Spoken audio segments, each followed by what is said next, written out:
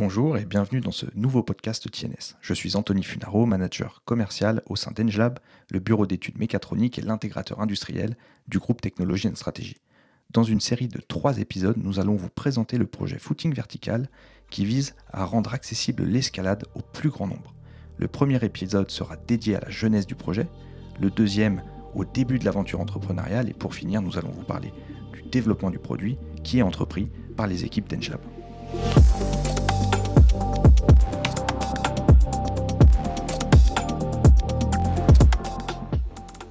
Bonjour et bienvenue dans le cadre de ce 3e épisode du podcast TNS dédié au projet Footing Vertical. J'ai la chance aujourd'hui d'être accompagné par l'équipe d'Engelab qu'on présentera juste après, mais également de Sébastien, qui est toujours l'un des 3 fondateurs de Footing Vertical et de MBS Industrie. On a aujourd'hui la chance d'être accompagné de 2 personnes importantes et clés dans le cadre du projet au sein d'Engelab. Je vais commencer par Olivier. Est-ce que tu peux te présenter, s'il te plaît ? Donc moi, je suis Olivier Tuisa, en charge du développement mécanique et industrialisation au sein d'Engelab depuis déjà un peu plus d'une dizaine d'années. Et donc une équipe d'une dizaine de personnes, des techniciens, des ingénieurs, une équipe très complémentaire, polyvalente, qui a même de développer les produits mécatroniques et les différents équipements de production sur lesquels on est amené à travailler. Merci Olivier. Thomas, à toi de jouer. Bonjour Anthony. Donc moi je suis Thomas Gabéran, j'ai la chance d'encadrer chez Engelab l'équipe d'électronique et de logiciels embarqués. Je suis moi-même issu d'une start-up et je suis aussi ingénieur en électronique et logiciels embarqués. Dans le cadre de ce podcast, vous l'aurez compris, on va plonger au cœur du projet, au cœur d'Engelab également dans le développement développement du produit Footing Vertical. Sébastien, où en était finalement le projet et le développement du produit au tout début de notre rencontre ? Eh bien, effectivement, on a vu dans les précédents épisodes qu'on a démarré par des prototypes tout d'abord purement mécaniques et qu'on a ensuite pu développer avec... on a sélectionné un industriel expert des dispositifs mécatroniques de levage, donc un industriel français qui nous a fabriqué la première preuve de concept sur la base d'une machine qui n'était pas dédiée au levage de personnes, qui n'était pas normée pour ça, et d'une machine aussi qui avait été développée sur des principes de marquage CE classique. Grâce à ce dispositif et à des évolutions sur la partie algorithmique, du travail sur le paramétrage de cet outil, on est allé vers une première preuve de concept, celle qui nous a permis notamment d'intégrer l'incubateur SEMIA. À partir de là, il y avait un choix à faire. On était face à un dispositif que nous, on voulait dispositif médical.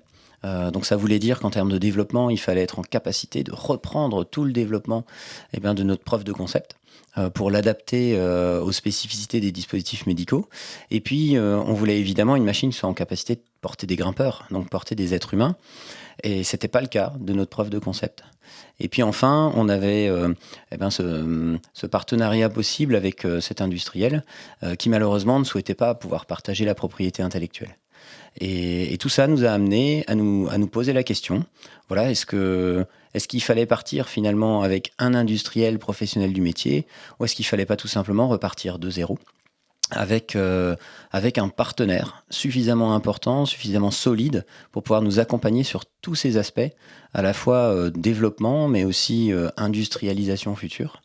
Et c'est là qu'on a eu vent, via notre incubateur, de différentes sociétés expertes de l'ingénierie et du numérique, dont faisait partie Engelab aussi. Avant de démarrer sur la réalisation du projet et du produit en tant que tel, tu parles de la rencontre. Finalement, Sébastien, toi, comment tu qualifierais, comment tu présenterais Engelab si tu devais pitcher Engelab ? Comment tu le ferais ? Alors, c'était assez marrant comme rencontre parce que nous, on a fait des recherches sur des experts de l'ingénierie qui avaient une taille critique suffisante pour pouvoir porter les projets ambitieux qu'on avait en tête.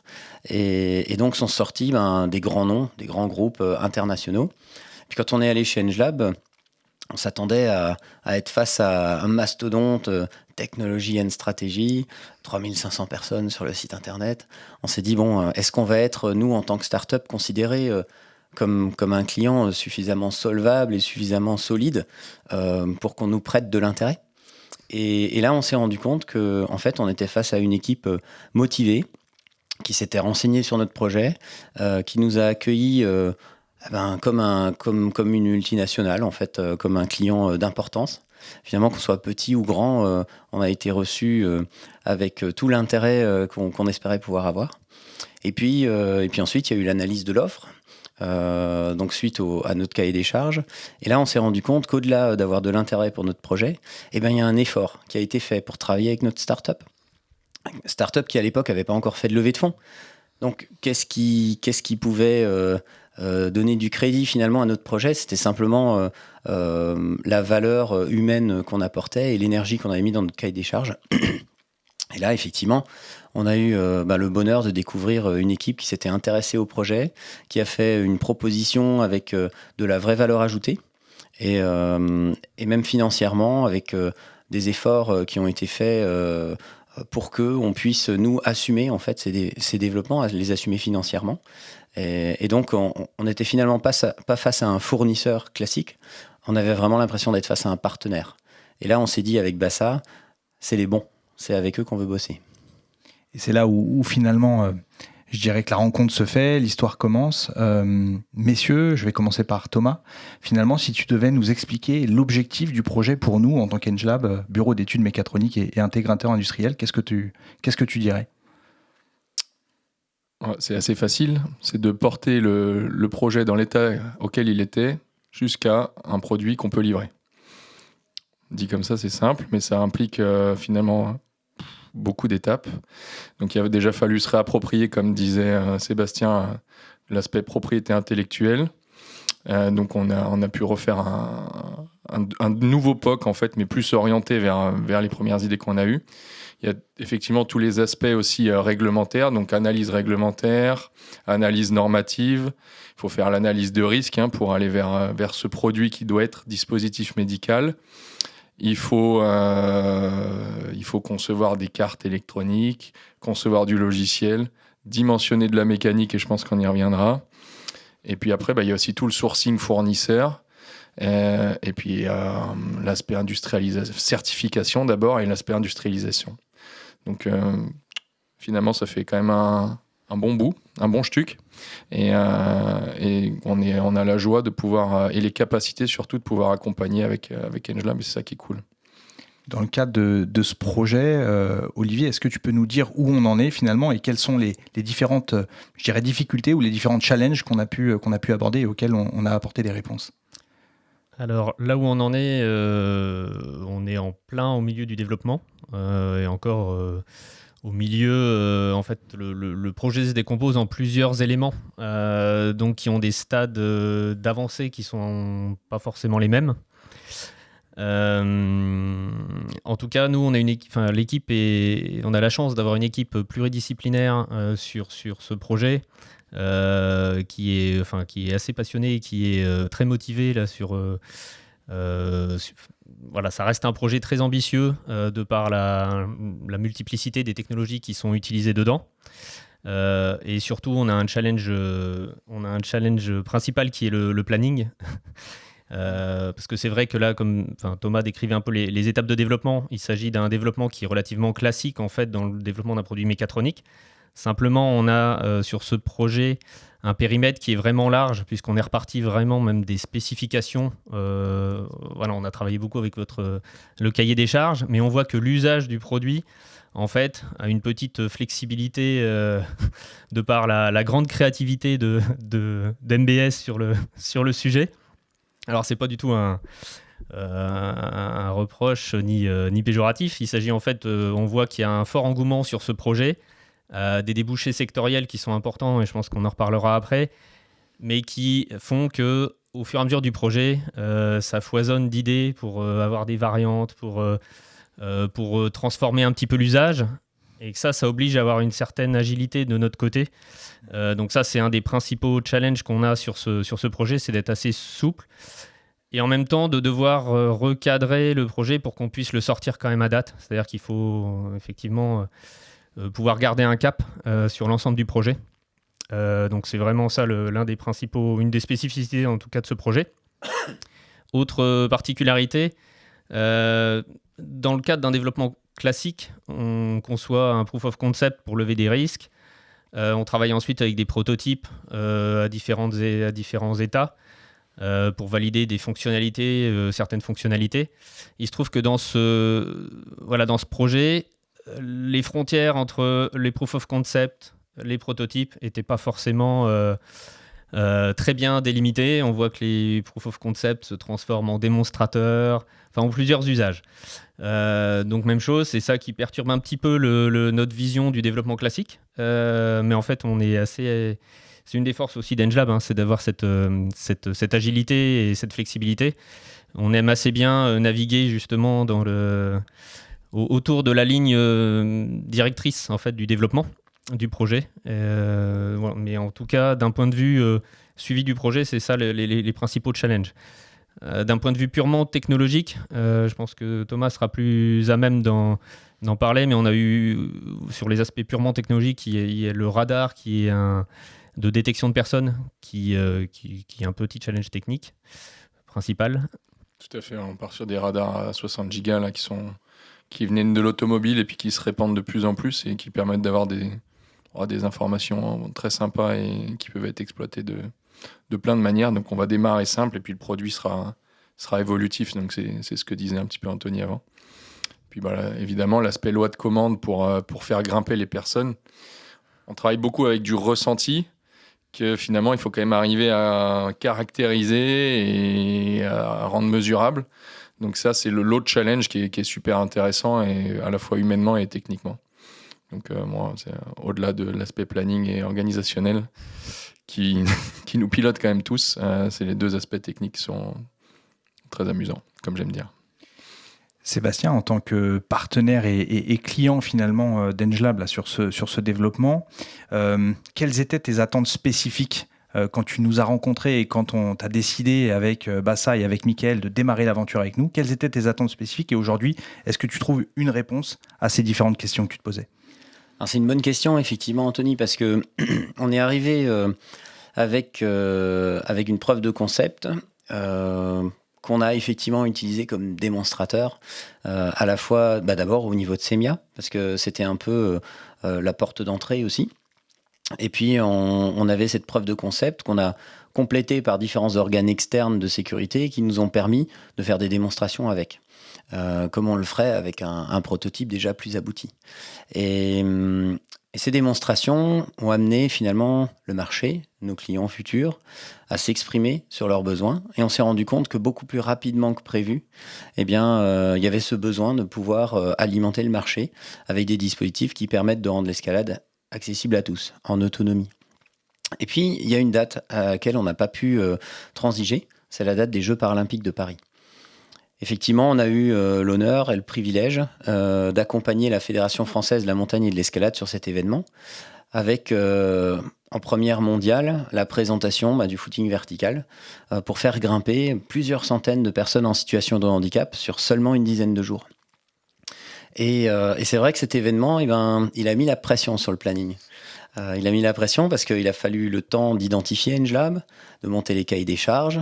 On a choisi aussi une approche de travail avec Engelab qui était une approche finalement de clé en main. Parce que nous, en tant que start-up, on avait besoin de maîtriser à la fois les temporalités et à la fois les budgets. Et donc, cette approche-là a pris du temps. Et les Jeux paralympiques, contrairement à ceux de Tokyo, ils n'ont pas été décalés. Et donc là, on s'est retrouvé effectivement avec un temps très court pour pouvoir présenter quelque chose. Et là, bravo aux équipes, parce que en l'espace de quelques mois, on peut considérer qu'on avait une preuve de concept qu'on a pu mettre sur le haut d'un mur d'escalade mobile, en plus, aux Jeux paralympiques de Paris, pour pouvoir faire des démonstrations de cet outil. Alors, on n'a pas pu faire grimper du public dessus, mais c'était déjà la possibilité de montrer qu'on était en capacité demain de proposer une solution qui soit à la fois sûre, qui soit pilotable en autonomie par les personnes en situation de handicap avec leur smartphone et qui réponde à des caractéristiques de cinétique de mouvement qui était celle que nous, on recherchait, c'est de pouvoir faire grimper tout le monde, personne en situation de handicap ou personne valide. Et une personne valide a beaucoup plus d'explosivité, de vitesse de mouvement qu'une personne en situation de handicap. Et là, c'était un véritable défi technologique aussi. Ce qu'on peut comprendre de vos témoignages respectifs, finalement, c'est qu'il y a 2 enjeux qui sont cruciaux. Il y a en fait un premier enjeu qui est le planning. Il y a un deuxième enjeu qui est effectivement, je dirais, l'évolutivité ou en tous les cas la capacité à respecter une réglementation et des normes spécifiques. Au sein d'Engelab, comment on a l'habitude de traiter ces différents sujets et quelles sont les méthodologies ou les outils qu'on utilise qui nous permettent effectivement de répondre à ces 2 challenges? Je vais prendre le début et puis je te laisserai la suite. Donc, ce qui est intéressant, on travaille dans l'écosystème alsacien beaucoup avec la CCI pour l'analyse réglementaire. Parce qu'il n'est pas facile, enfin, c'est un gros job finalement d'identifier tous les textes et les lois qu'il y a à faire à tel ou tel produit. Est-ce qu'on est dedans, est-ce qu'on n'est pas dedans? Et puis il y a toujours une petite part d'interprétation dans les textes en plus. Donc là, on travaille avec la CCI. Après, on prend le relais pour transformer ça en normes et en essais.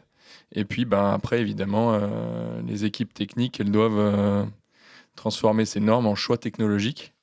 Et donc pour répondre à la fois aux normes, mais en plus aux besoins d'évolutivité future du produit. Donc là,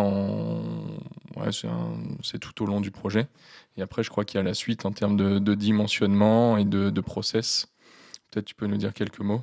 Oui, une fois que les normes sont identifiées, et les spécifications également, c'est les équipes techniques qui prennent le relais pour faire toute la partie dimensionnement, identification également des différents composants qui doivent répondre à certaines normes, identification également des fournisseurs dans le cadre de l'industrialisation, puisqu'on est amené à travailler justement à identifier les bons fournisseurs partenaires qui sauront fabriquer le produit en série et parfois même l'assembler.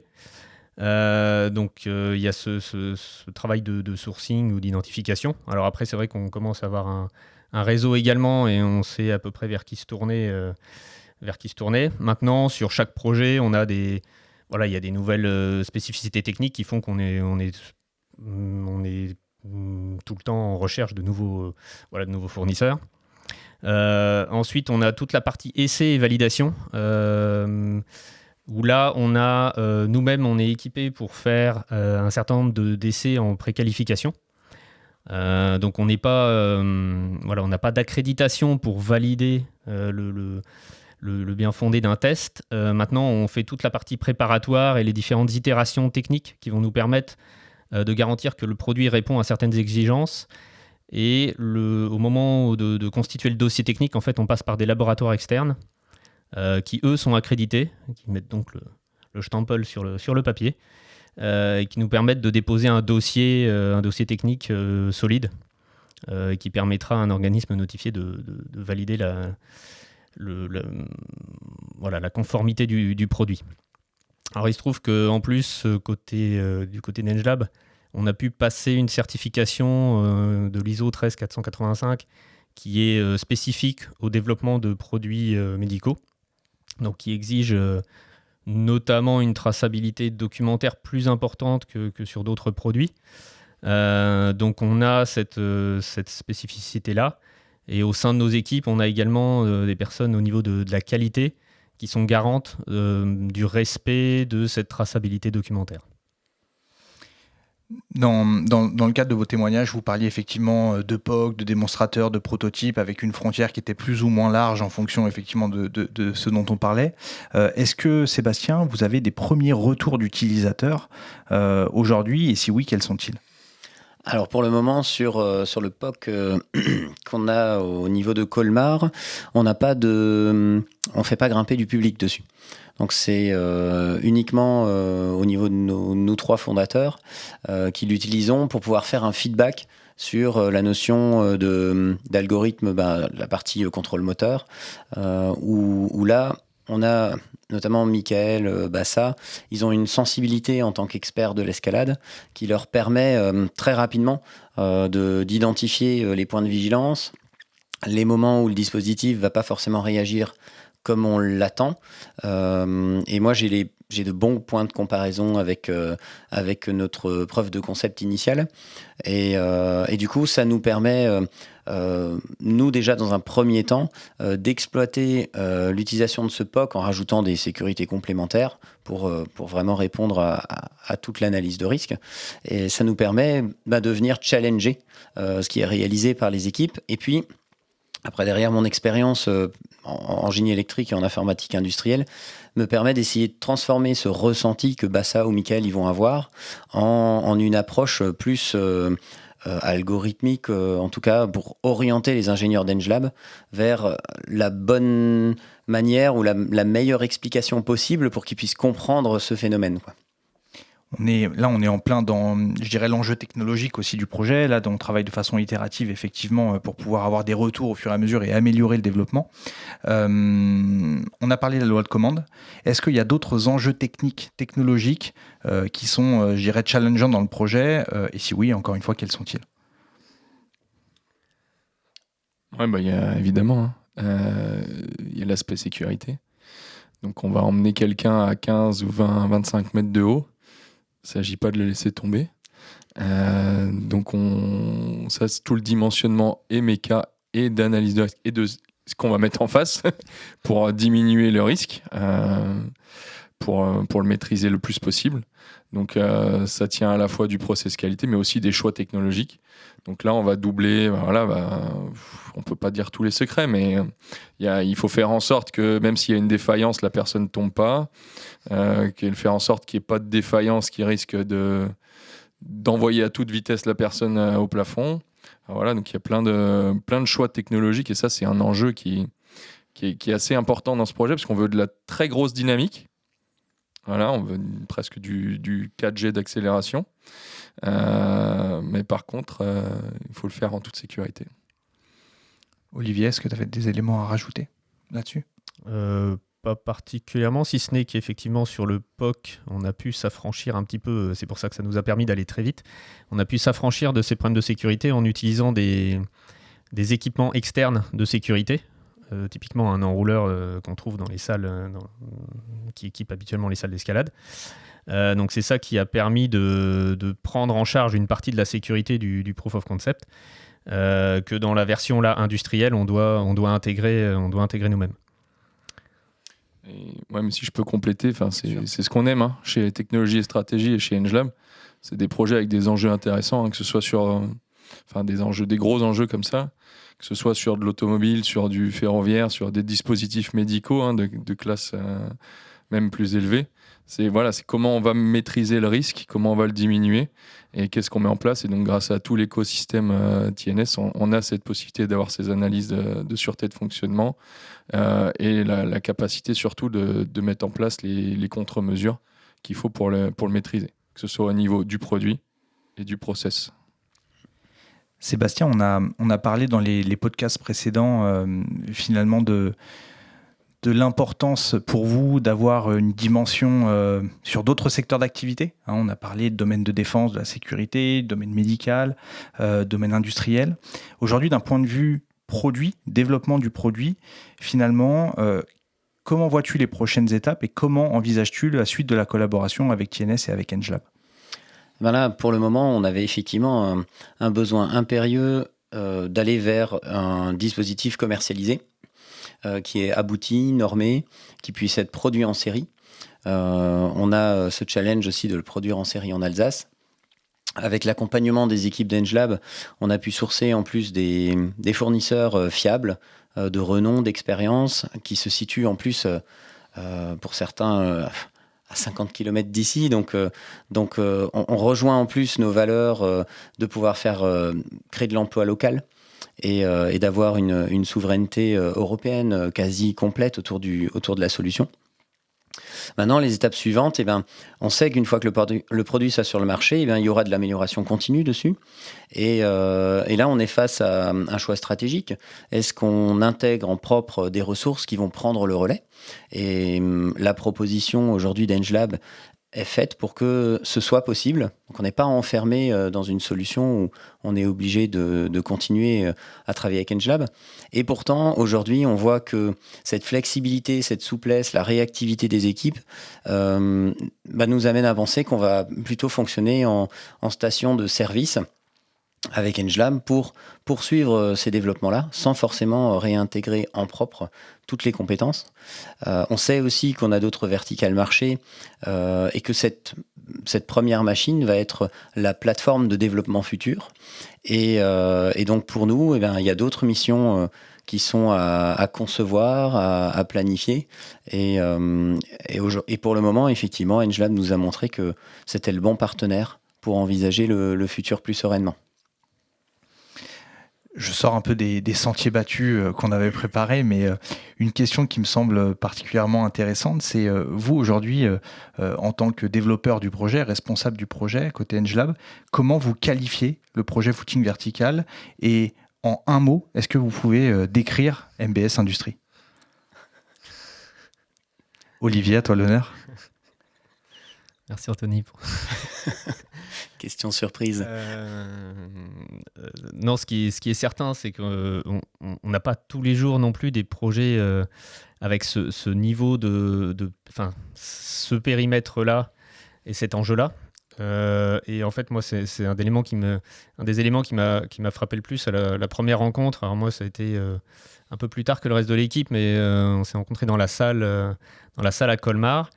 Moi, ça fait un peu plus de 10 ans que je fais ce métier-là de responsable du bureau d'études. Et on a travaillé avec beaucoup de startups. On a travaillé avec beaucoup de startups ou même des indépendants qui avaient à un moment donné un projet plus ou moins farfelu. Ce qui a été frappant à la rencontre, c'est l'état de maturité dans lequel était le projet de votre côté. Et surtout l'anticipation de tout. Enfin, nous, en tant qu'industriels, on connaît les étapes de développement, on connaît les difficultés qu'il va y avoir, et on a senti que tout avait été anticipé, que vous aviez déjà les contacts. Donc, de travailler dans ces environnements-là et de travailler avec des startups qui ont ce niveau de maturité-là sur un projet aussi ambitieux technologiquement en plus. Ça donne forcément aussi des motivations supplémentaires de faire avancer le bateau dans le même sens que vous. Et ça booste aussi les équipes de travailler sur cet environnement-là, c'est très clair. Donc ça, c'est pas en un mot là, mais... Thomas ? Complet. C'est un projet complet, c'est sûr. Chaque projet est super intéressant. Enfin, nous, on est une grande équipe de curieux. Mais c'est un projet complet qu'on va pouvoir accompagner le produit depuis le prototype. On a même la possibilité de participer au choix, même d'orienter la conception du produit, c'est chouette. Faire les choix technologiques, participer aux choix technologiques, parce qu'évidemment, c'est avec vous, et l'accompagner jusqu'à l'industrialisation. On peut même l'essayer régulièrement. Donc c'est un projet complet et c'est extraordinaire, autant du point de vue process que du point de vue des technos. On touche à tout. Enfin, il y a évidemment le côté produit qui bouge, il y a un moteur, donc c'est amusant. Il y a l'aspect connectivité, IoT, cybersécurité qui va être là au quotidien. Donc, on va collecter des tas de données qui seront certainement exploitables par d'autres choses. Et, il faut anticiper tout ce qui est maintenance, évidemment, dans la conception aussi. Ça, c'est super intéressant. L'aspect méca, qui est quand même super riche. Pas faire tomber des personnes de 25 mètres, quoi. Plus les sécurités. Non, mais mécaniquement, il y a aussi des challenges. Voilà, c'est un projet très, très complet. Et moi, j'aime ça. Voilà. Sébastien, le mot de la fin finalement sur cette série de 3 épisodes. On a pris beaucoup de plaisir à parler, je dirais, de la rencontre, de l'incubation et des étapes entrepreneuriales que vous avez rencontrées. Aujourd'hui, dans ce podcast-là, finalement, du développement du produit. Toi, en un mot, finalement, si tu devais qualifier EngeLab pour les auditeurs qui nous écoutent. Je n'ai pas besoin de réfléchir beaucoup. Partenaire.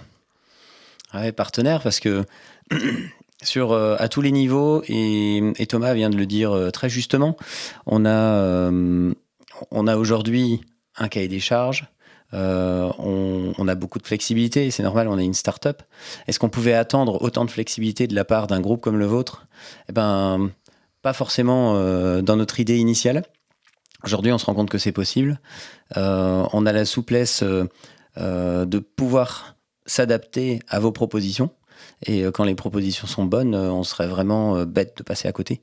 Donc vous êtes aussi acteur de ce que sera notre machine demain. Et pour ça, je vous en remercie. Un grand merci à toi également. Un grand merci à toute l'équipe, Bassa, Mickaël évidemment. Un grand merci à Olivier, Thomas et puis à tous les auditeurs qui nous ont écoutés durant cette série.